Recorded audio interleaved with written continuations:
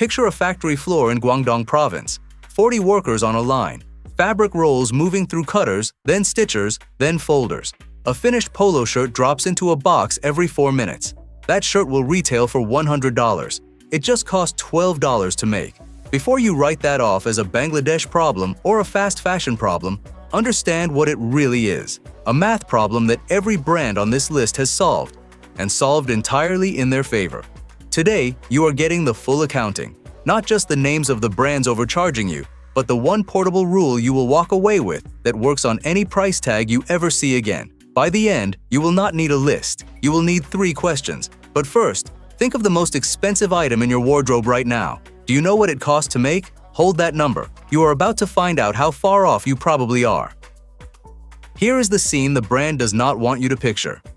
A polo shirt enters the production floor as a roll of peak cotton. The fabric costs between $2 and $4 per yard. Each shirt uses roughly a yard and a half. Add thread, buttons, a label, and the labor running the machine. Add the cost of shipping it from the factory to the warehouse. The entire landed cost, everything it takes to put that garment on a hanger, comes in between $10 and $15. The shirt then gets a logo embroidered on the left chest. That embroidery costs under $1, and then the price becomes $90, $110, sometimes $175. The markup, the multiplier between what it costs and what you pay, ranges from 6 to 10 times for the brands in the first half of this list. That is not a premium for craftsmanship. It is a toll for being allowed to wear a recognizable symbol in public. The logo is not a detail, it is the entire product. A 2023 industry report by McKinsey & Company on global apparel margins found that the average gross margin in premium fashion sits between 60% and 70%.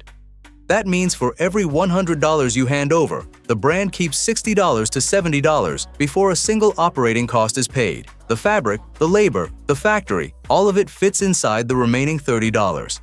So the question worth sitting with before we name a single brand, what exactly are you paying for? Here is the part no competitor breakdown tells you. Knowing the markup does not automatically stop you from paying it.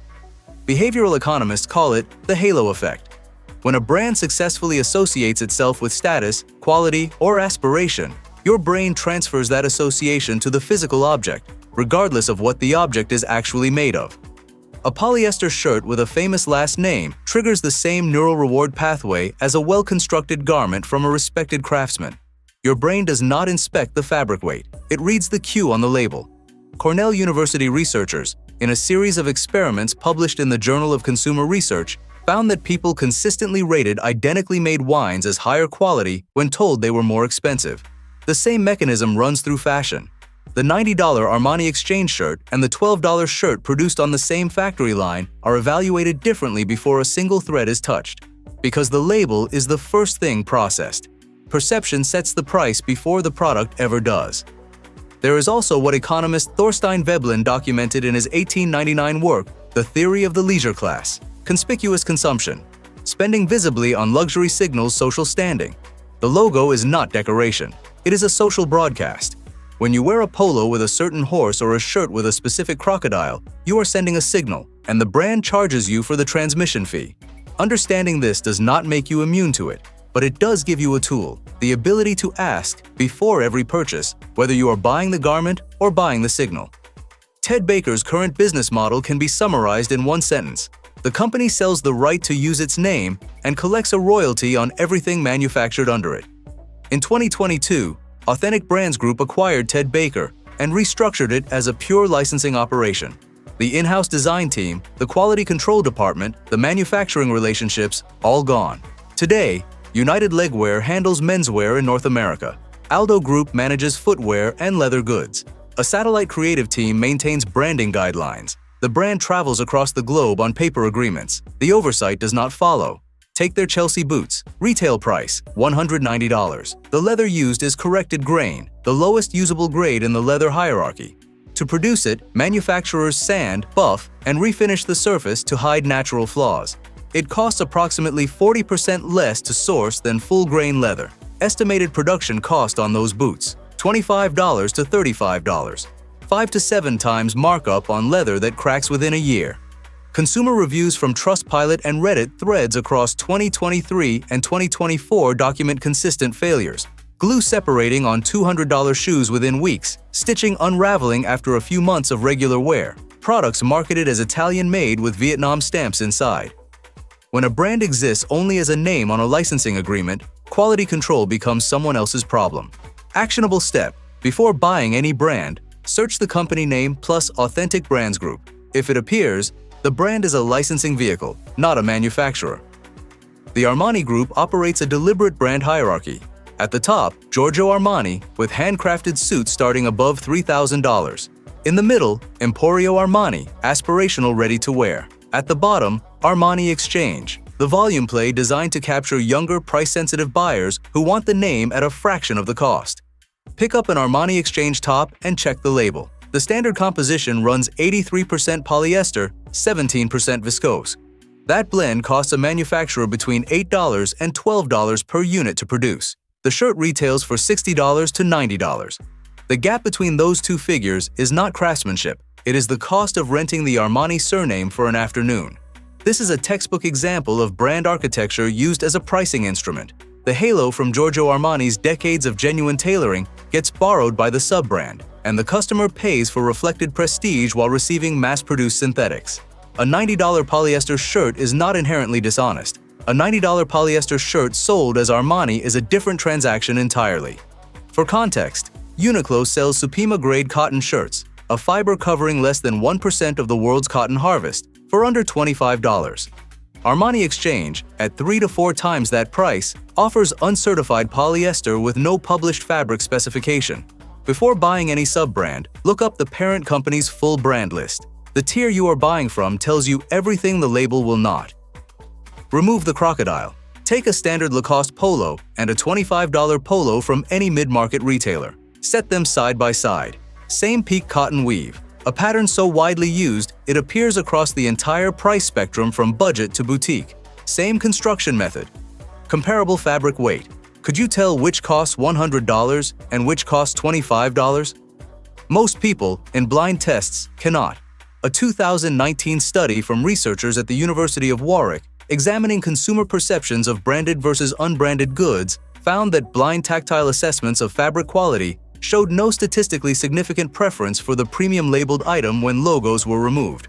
The numbers on a standard Lacoste polo: estimated production cost $12 to $15, covering fabric, labor, trims, and freight. Retail price: $90 to $110. The markup is 6 to 8 times cost, with no proprietary fabric, no engineered weave, no performance certification distinguishing it from what a $25 shirt uses. The crocodile alone adds $60 to $80 to every shirt sold. The Made in France editions shift the math slightly. Higher labor costs genuinely move the production price. But the standard line, manufactured overseas, carries the same widely available fabric at a fraction of the justified cost. Forward-looking, 2024 Edelman brand surveys show Gen Z applying increasing scrutiny to value-to-price ratios in fashion. Brands that cannot justify markup through material transparency will face meaningful pressure by 2027. Lacoste has not published fabric specifications. That gap will eventually cost them more than $80 per shirt. If this is changing how you read price tags, subscribe, because we are only halfway through this list, and the second half is where it gets genuinely interesting. The next 5 brands do something almost no one in this industry does. They tell you exactly what you are paying for. That changes everything. In 2019, a former PVH Corporation sourcing manager, speaking to Business of Fashion under anonymity, described a common practice in large apparel conglomerates: allocating production runs across multiple brand labels from the same contracted factories using the same approved fabric rolls to maximize volume efficiency. The brands come out looking distinct in retail. The production floor looks identical. PVH owns both Tommy Hilfiger and Calvin Klein. Both brands source heavily from factories in Bangladesh and Vietnam. The material inputs are comparable: polycotton blends, similar fabric weights, comparable stitching specifications. But a Tommy Hilfiger dress shirt retails for $80 to $100. A Calvin Klein dress shirt retails for $120 to $180. That is a 40% to 80% premium, often for a garment produced by the same hands with the same thread from the same machine. PVH's gross margin, reported publicly in their annual filings, sat at approximately 59% in fiscal year 2023. 2 brands, 1 factory, 2 price tags. The difference is a logo. The dual fact worth sitting with. The only thing that differs between $100 and $160 on that rack is the marketing identity the conglomerate chose to print on the label. The label is the product. Practical step: search any brand plus its parent company before purchasing.